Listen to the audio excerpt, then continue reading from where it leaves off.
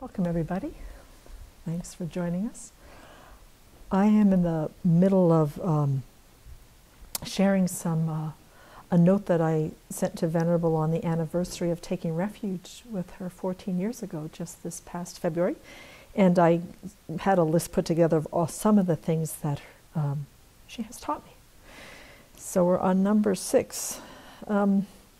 Flying under the radar screen in regards to ethical conduct is a major cause for all crash landings.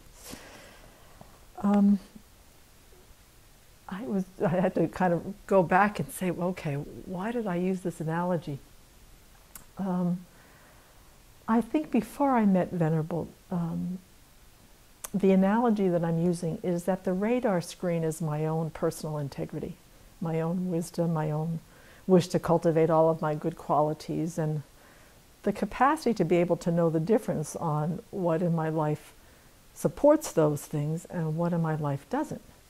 And before I met Venerable, the radar screen was pretty rudimentary. It had, the real gross stuff it could track. But what I really have come to terms with is that before I met the Dharma, and I met her, is many times I disregarded the radar screen altogether, and at times my self-centered thought was simply switch it off.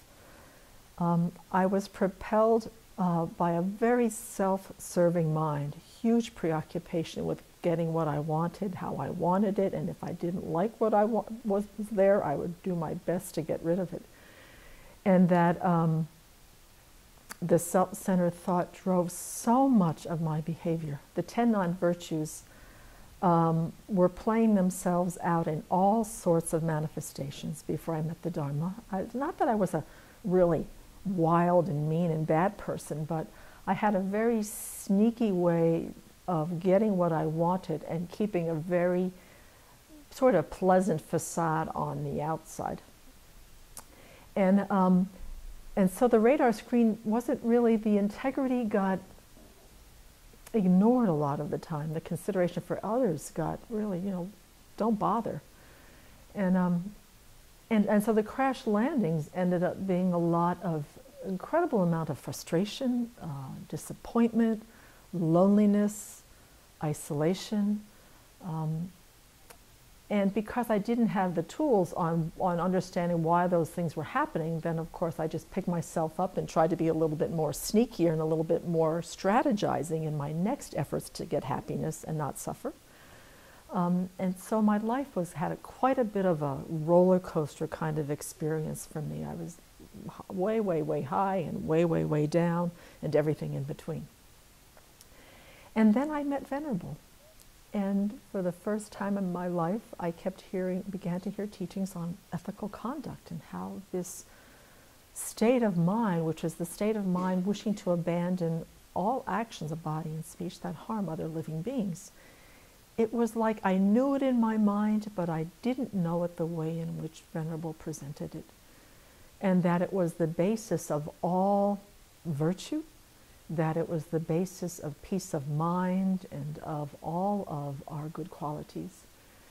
And that the driving force behind where our ethical conduct is our motivation, which I had it never even occurred to me that things, or I was totally unconscious of why I would do the things that I would do.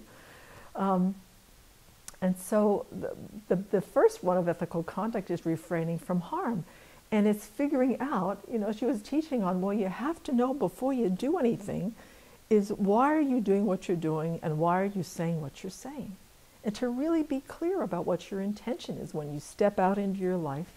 And that's where your integrity and that's where ethical conduct and avoiding the 10 non-virtues and cultivating the 10 virtues really comes into play. That's sort of your roadmap.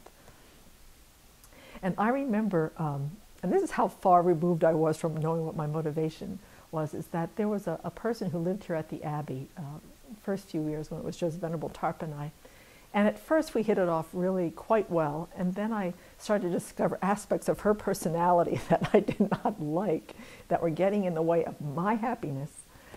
And we started butting heads in a really, really big way. And when Venerable would come home from teachings or going to teachings, I would just sit there and just kvetch and just complain about this person and why she was doing this, and this is why she was doing it, and that she didn't like me, and she was undermining me, and she was causing all this ruckus at the Abbey.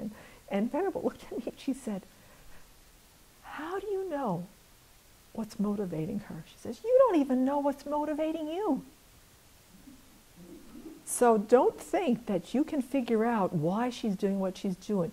Basically, mind your own business and figure out, first of all, why you're sitting here and complaining to me. I'm not the person you should be talking to. And why are you complaining? I mean, what's the motivation? Is this to benefit, or is this just to get your way? I mean, she was very, very direct on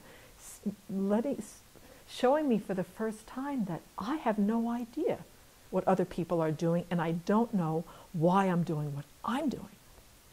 So that was one of the first great lessons on motivation, and how I have spent the past 14 years of my life trying to get clear on why I do what I do and say what I do.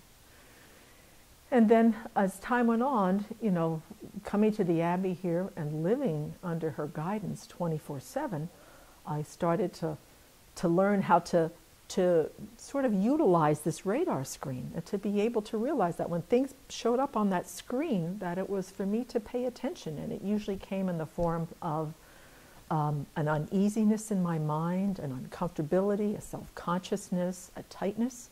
It was always part of the radar screen sort of showing me that I'm going into a territory that I really have to look at as far as why I'm doing what I'm doing and saying what I'm saying. Then another part of ethical conduct, once I started to learn on the gross level of how to refrain from some of these actions of body and speech and how to check my motivation, there's this whole other aspect of it is then, well, at the same time, if you can check your motivation and it's a virtuous one, then there's this whole incredible vast world of gathering virtue. Because the method side of the path, the way that you accumulate merit is by practicing virtue, and that you need this merit to purify and to be able to gain the realizations of what the Buddha taught. So then it was like, well, not only do I get to refrain, but by doing certain things in my life that are virtuous and enjoy doing that, I'm being able to then work on bringing joy and the virtue of my own mind, gathering this resource, these causes for my own awakening. And then that would tumble into the third kind of ethical conduct, which is in the process doing what really holds my integrity and really honors my own values, is that I also get to benefit people at the same time. And I mean, it's not that now that I'm at the Abbey that this is all like better. As time has gone on, I've gone from lay precepts to the Anagarika precepts to the Shramanarika, the Shikshamana, and now the Bhikshuni precepts. And the analogy that I'm looking at is that the precepts have helped me to upgrade the technology of this radar screen. Because it's not rudimentary anymore. By being here with Venerable and watching her embody ethical conduct in all of its three forms, and to be able to take and keep the precepts as best as I can, is that I've upgraded the technology of my radar screen so that it's picking up not only the coarse, harming, self-centered thought, beware, is that as time goes on, this self-centered thought has gotten sneakier and sneakier and more subtle. And so the technology with these precepts that I have and having this relationship with my teacher is that it's learning how to pick up the stuff that used to not be picked up by my radar screen of precepts and integrity and all of my good qualities. It's really picking up on when the self-centered thought is working on a very subtle, very sneaky kind of way. And it's not that sometimes I'm not turning off the radar screen still, or I'm ignoring the little blips on the screen that say, warning, warning, you're going to that place. But that through her kindness and through her teaching and guiding me and also supporting me and taking these precepts, is that she's helping me to have a very much more sophisticated, savvy tool in working with my own mind, which is very sophisticated and savvy in a virtuous way becoming, but it's also extremely sophisticated and savvy when it comes to like skirting underneath the radar screen. So I have a great appreciation for her learning, for her teaching me how to be able to modify and to grow and to integrate the Dharma in a way that serves not only myself, but when I start watching the radar screen and I start seeing the things that are there and the things that are perfectly fine, it gives me a lot of encouragement, it gives me a lot of confidence, and the joy of just having that confidence then helps me to really engage with people from a motivation that's a lot cleaner, a bodhicitta motivation that, is growing. It's still very, very small. But to see that sometimes I really come from a place of compassion. I come from a place of good intention. I come from a place of truly wanting to benefit. And without her guidance, I don't know where I would be. I think the radar screen would have been just thrown into the trash or something, or it would have just gotten old and obsolete and falling apart and wouldn't be able to recognize things. And so I really do thank her very, very much for helping me to understand what ethical conduct is in my life and to be able to benefit others by keeping that ethical